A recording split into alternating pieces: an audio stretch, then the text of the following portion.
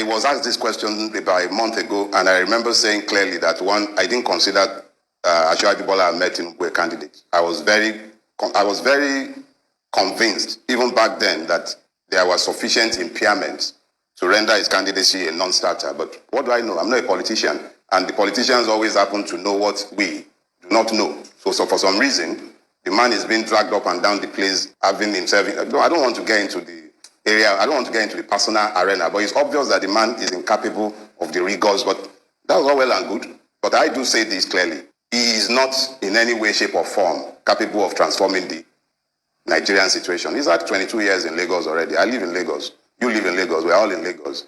If this is the best that a man can do in 22 years of unchallenged hegemony in the state that has the most capacity, I challenge any one of you to suggest that you've entered a government hospital in the last 10 years, both Tundun and Doc.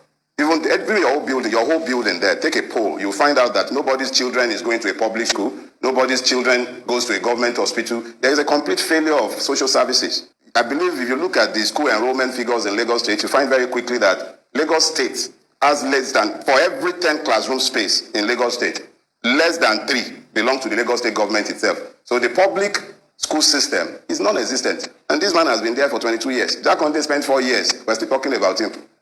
And then you talk about road. So when the time comes, if he truly becomes a candidate, then we'll deal with the specifics of his record. Sorry to interrupt you. You kept saying Asiwaju Tinubu has been in Lagos for 22 years. The Constitution allowed him a tenure of 2 terms. That would be 8 years. Why do you say 22?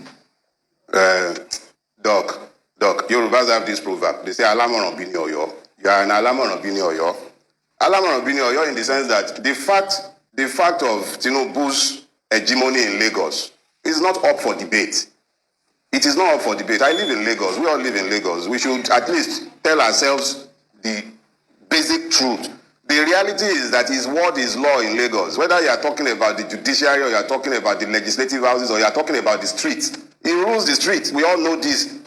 You might deny it, okay, maybe for balance and etiquette, but I am saying it, and I have no apologies for saying it. His word is law in Lagos State, and even when he's not the one speaking, laws are made in his name. So let's be specific. As far as Lagos State is concerned, responsibility for its success or failure stays on Asiwaju Bola Ahmed Tinubu's table. They will be pointing at the rail line as achievement. They will be asking at what cost. These are issues that will come up when we come to the campaign. So there is the issue of the record, there is the issue of the health, there is the issue of the mental capacity. We'll deal with all of that at the appropriate time. Other people will want to point at Professor Osinbajo. I've said this, it's clear. He's a brilliant man, no doubt about his capacities intellectually.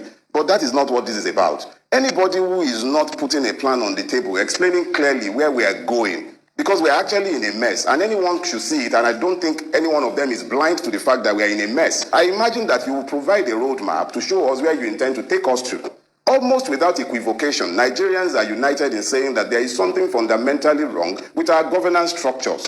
We all know where we missed the way, but we continue to run away from the inevitable, which is to restructure the country to allow citizenship to emerge and then to allow the regions which will emerge from such a restructure to become engine rooms for the development of the Nigerian space. None of them is talking about this. All they are talking about is vote me into power. Vote you into power so that you run the next feeding trough. Now, that is when you deal with those coming out of the Southwest, which in my own honest opinion, I've been known to use pretty strong language in relation to that opinion, and I don't want to travel that route today so that I don't offend people. But there has been a cleavage in southern Nigeria that has lasted my entire generation, my entire lifetime. I was born in '68, in the middle of the Civil War. That issue has blighted the entirety of Nigerian history, and that is the dichotomy in the South. Why is it so difficult for my Yoruba brothers to understand that it is in our own enlightened selfish interest to support Ndigbo's claim to the presidency? But deal with that to one side. This is me conceding that even as a sense of equity, even for our own enlightened selfish interest, we should do that. But let's now deal with, if we are doing that, is it Rochas? Is it Ojius Okalu? They must have records of achievement, sterling integrity. These are not the kind of persons. Ndigbo has to bring forth his best. But bringing forth his best is not enough. That best must also understand we are not interested in exchanging the tribal occupant for another tribal occupant who focuses on one section without looking to restructure the whole. So as far as I'm concerned, this election cycle has not really started because nobody has engaged with ideas. They are engaging with persons, and those persons are not going to cut it. This has to be about ideas. Where are we going from here? You have to lead with vision. We've had enough visionless people ruling Nigeria. So guys, this lawyer has said many things, but for those who are not deep thinkers, who are just shallow-minded, they don't want to deal with the nitty-gritty of the problems that we are faced with. They don't want to deal with the roots, but they just want to take some parts. Oh, this person is just from my area. Okay, let's just support him. Let's just this and that. And they don't want to look at the other side. But at the end of the day, they will start crying. And those are the things that we are facing now, or we are faced with right now. A lot of people said many things concerning this government that was coming in. But they said, you forget it. It does not matter. Even if you can use Buhari can use a NEPA bill to do this, but we can see the results now. If you are not dealing with the root problem of the country, of the situation, this is what you get. At the end of the day, you come back again. We are just moving around circles. People will not want to listen to this kind of people who are detailed, who deal with things, from the depth of the thing, not just from the surface. This issue of TINUBU, that one's a different thing. Everybody knows the truth, but well, like what he said from the beginning, say, what does he know? He's not really a candidate. But again, there's something that he said again, which I have been saying as well. It's not all about when people were talking about the Igbo presidency, this and this and this and that. And that is why they want to blackmail Peter Obi. Oh, he's from the Igbo extraction, he's from this, he's from that. Then what about the other people? Where are they from? Are they from did they fall from Skype? Did Atiku fall from Skype? Did this man Tinubu fall from Skype? Are they not from one tribe as well? So when it comes to when they want to demarket somebody, they will not be using all manner of things. And I said it, like he said, he made mention of Ojizo Kalu, the likes of them.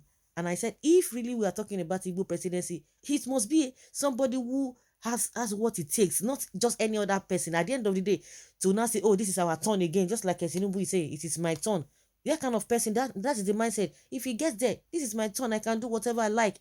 So, idea of Igbo presidency, then somebody will now come again from Igbo extraction. You now tell me, after all, this is our turn as Igbo presidency. If you don't get the right person, just get me. If you don't get the right person, it's going to amount to the same thing. And that is exactly what this man has said. If you don't get the right person, you will continue to move around circles. They will not say, okay, it is Igbo time. Let them do whatever they want to do. If we have that kind of mindset, we will not go anywhere. And Buhari has even dented the image of this country, dented the policies, the surface policy of this country by his nepotistic attitude, tribalism, and all of that. He's smelling it. He has destroyed everything. Even the so-called people from the north, they are aware of it. But because of selfishness, now they are beginning to realize that, oh, it's not going to help them in the long run, because I don't even know what they were thinking.